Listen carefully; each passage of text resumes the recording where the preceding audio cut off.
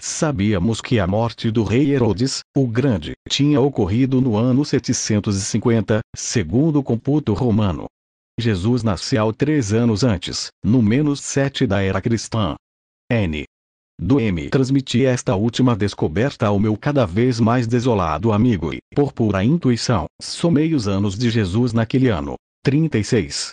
Completá-los ia oficialmente em agosto, embora os tivesse, tendo em conta o período de gestação. Outra vez o 9, disse-lhe eu forçando a situação. Pilatos resumiu que expulsáramos. Nascimento ligado ao 9. A sua vida soma 9, e também o ano da sua morte. E a sua ressurreição foi no dia 9. Rematei. Jazão, escute. A voz de Eliseu forneceu-me mais 2 dados, também ligados ao 9. A suposta desaparição ou ascensão do Galileu aconteceu, ou acontecerá, a 18 de maio, quinta-feira. Também somado, da 9. E eis outra curiosa casualidade. Sabemos que o governo de Pilatos terminou, ou terminará, no ano 792, ou ano 36 da nossa era. Dá sempre 9. Aí tens uma ponta para amarrar o teu amigo. Sorte. Continua atento. Demônios. Aquilo era demais para ser uma série de coincidências. E, embora eu não desse muita importância à chamada numerologia, ou ciência dos números tão próxima da cabala hebraica, propus-me mergulhar na simbologia de tais números. Que tinha a perder? Tratava-se de uma simples e inocente curiosidade. Deus do céu! O que fui descobrindo encheu-me de espanto. Escolhi a segunda informação, a do fim da procuradoria de Pilatos. Mas como utilizá-la sem o ferir e sem violar o código do cavalo de Troia? Foi o próprio e pusilânime governador que me deu uma deixa, com a sua pergunta seguinte. O 9. E o que isso tem a ver comigo? Simulei uma certa resistência. Fala ou prendo-te. Inclinei a cabeça em sinal de assentimento. Aquele louco era capaz de cumprir a sua ameaça. Os astros indicam que o teu destino vai estar, a partir de agora, irremediavelmente ligado à recordação desse homem. E ao 9. Explica-te com clareza. Exigiu sem contemplações. Os sinais prodigiosos que começaram a produzir-se, argumentei, preparando-lhe uma armadilha, estender-se-ão até as terras da Galileia e por um período de 40 dias. Talvez lá possamos conversar com mais calma e com novos elementos de julgamento. Galileia. O governador dirigiu-se a civis. Não são estas as notícias que os nossos espiões trouxeram. O major, nos seus escritos, não revela quais foram estas descobertas.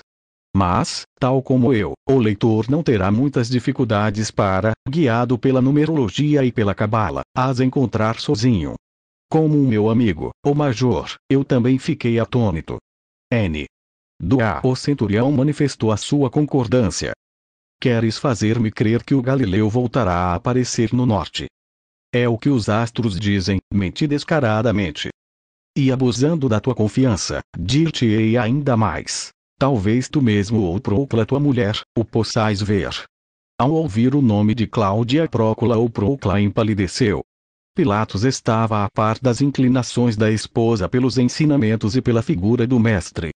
E, receando os assuntos mágicos ou divinos, não a contrariava. O sonho da distinta romana, pouco antes da condenação de Jesus, continuava impresso no débil espírito daquele homem. Alguns dias mais tarde, durante a nossa acidentada e intensa campanha exploratória no norte da Palestina, Eliseu e eu teríamos a sorte de conhecer Procla, os pormenores do sonho e as inquietações sinceras que nela despertara o Filho do Homem. Um momento. Não me confundas com os teus ardis. Vamos por partes. Que dizem os astros acerca do meu destino? Cede em parte. Em troca desejo solicitar da tua magnanimidade um pequeno favor. Civilis fez uma careta. Diga. Concedeu o governador, resignado. Tenho ouvido dizer que na Cesareia vive um centurião cujo criado foi milagrosamente curado, à distância, pelo ressuscitado. Quero ir até lá e preciso de uma autorização tua para o interrogar. Concedido. Com uma condição. O desejo do governador veio facilitar os meus objetivos. A entrevista tem de ser feita na minha presença e na de Procla. Correspondi com uma vênia exagerada. E então? Terás de permanecer muito atento ao 9, esclareci, na medida em que me foi possível. Se os astros e as minhas observações não estiverem erradas, o teu governo desaparecerá no ano que some 9. Aquilo deixou-o estupefato. Eu sabia, como já disse, que o ano da queda política de Pôncio Pilatos seria o ano 36 da nossa era 1 ou 789, ab urbe condita hac, da cronologia romana. Naturalmente, joguei com vantagem. O ano a que me referia devia ter sido calculado pelo calendário cristão, algo então inexistente e impensável.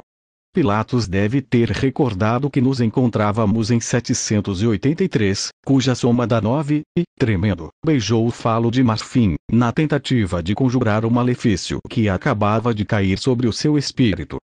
Mas há mais. Pilatos foi destituído do seu posto como governador por Caio, chamado Calígula, na sequência de um grave erro político. Poucos anos depois da morte de Jesus, numerosos samaritanos juntaram-se em torno de um suposto Messias, que lhes prometera descobrir os vasos sagrados enterrados por Moisés num dos montes da Samaria. Pilatos soube desta concentração multitudinária no Monte Garizim e mandou atacar os samaritanos, levando a cabo uma carnificina. Perante as acusações de judeus e samaritanos, Vitélio, supremo governador da Síria, enviou-o para Roma, mas, durante a viagem, Tibério viria a falecer. O novo imperador, Calígula, desterrou Pilatos para as Galhas. N. Do M. Papai Noel, genial, descobrira outra casualidade que fez aumentar o meu prestígio como adivinho e deixar o meu interlocutor embasbacado. Continuando com o 9 e com os acontecimentos prodigiosos que vejo nos astros, chamo a tua atenção para algo que também foi profetizado pelo Rabi de Nazaré e que, segundo todos os indícios, preocupará Roma. Noutro ano que deverá somar 9, esta província levantar-se-á contra o império. Embora tivesse o especial cuidado de não mencionar a data exata, 819 romano, ou 66 depois de Cristo, estava a referir-me, obviamente, à insurreição da primavera do citado ano de 66, que marcaria o princípio do fim de Jerusalém.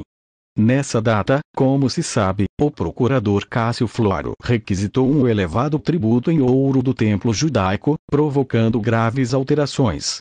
O cruel Floro enviou as suas tropas contra o povo, matando 3.600 judeus. Os rebeldes hebreus responderam à matança apoderando-se da zona do templo e assaltando Massada. Com as armas tiradas, a guarnição romana dirigiram-se de novo para Jerusalém, sitiando e aniquilando as forças da Antônia. Floro fugiu e a guerra estendeu-se a todo Israel. Depois da fracassada incursão de Cástio Galo, governador da Síria, em terras da Judéia, Nairo encarregou o prestigiado general Vespasiano de submeter a província rebelde. O resto é bem conhecido. Era incrível, mesmo para Eliseu e para mim. Desde o momento em que Jesus vaticinou o cerco e a destruição da cidade santa, ano 30, até acontecer aquela primeira insurreição, ano 66, passariam outros 36 anos. Isto é, um número cuja soma seria outra vez 9. E não ficará pedra sobre pedra. Suponho que estarás falando da profecia sobre a destruição de Jerusalém. O governador voltou a surpreender-me. Os seus agentes também o tinham informado devidamente das manifestações públicas do mestre. O que me aliviou a consciência. No entanto, mostrou-se cético em relação à hipotética sublevação dos judeus. Fanfarronices. Resumiu, enquanto voltava a bater palmas, chamando os criados. O nosso exército mais poderoso do mundo. A pista que eu acabava de dar, um ano que devia somar 9, continuou flutuando no coração do procurador. O moço aproximou-se do seu senhor e este, dizendo-lhe que se agachasse, sussurrou-lhe uma coisa ao ouvido. O criado retirou-se e Pilatos, retomando o fio da conversa, perguntou-me: em todas as guerras e calamidades, tu deves saber isso melhor do que eu, se produzem sinais que as anunciam. Poderias adiantar-me algum? tomou a minha atrapalhação como uma resistência natural a não tentar os deuses ou o destino. Assim, com a sua habitual presunção, acrescentou que estava disposto a recompensar-me generosamente. Não era essa a minha intenção. Mas dissimulei e aceitei a oferta, insinuando-lhe que a melhor recompensa era contar com seu apoio e beneplácito. Sentiu-se tão lisonjeado pela minha falsa adulação que chegou até a prometer-me uma escolta permanente enquanto eu andasse no norte. Recebi do módulo informações de sobra relacionadas com a questão do meu incondicional amigo. Vou abrir uma exceção. Um dos primeiros sinais mais importantes que precederão e se mostrarão antes da queda e destruição desta cidade, proclamei, seguindo os textos de Flávio Jósefo na sua obra A Guerra dos Judeus, será uma estrela, formando uma espada flamejante que, durante um ano, brilhará dia e noite à vista de todos os habitantes de Jerusalém. Um cometa. Interveio, maravilhado. A verdade é que eu não podia responder a semelhante pergunta. Talvez Jósefo estivesse a referir-se à passagem do Halley, registrada também pelos astrônomos chineses.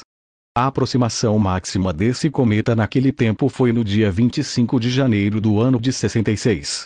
No entanto, não pode ter sido observado durante tanto tempo. Seriam dois cometas ou o historiador judeu romanizado estaria a descrever outro fenômeno celeste? E nos astros, continuei, perante o ceticismo de Civilis e a progressiva curiosidade do governador, lê-se também que uma luz muito forte será visível para o povo no altar e em volta do próprio templo, um pouco antes da primeira rebelião. Mas estes teimosos gentes o no aviso do céu. E haverá mais. Um boi parir um cordeiro no meio do templo 2. Perante uma tolice tão evidente, o comandante, atacado por um súbito ataque de riso, engasgou-se. E a porta oriental, prossegui com a maior solenidade, para a qual, como sabes, são precisos 20 homens para ser fechada a aparecer misteriosamente aberta, sem intervenção de mão humana.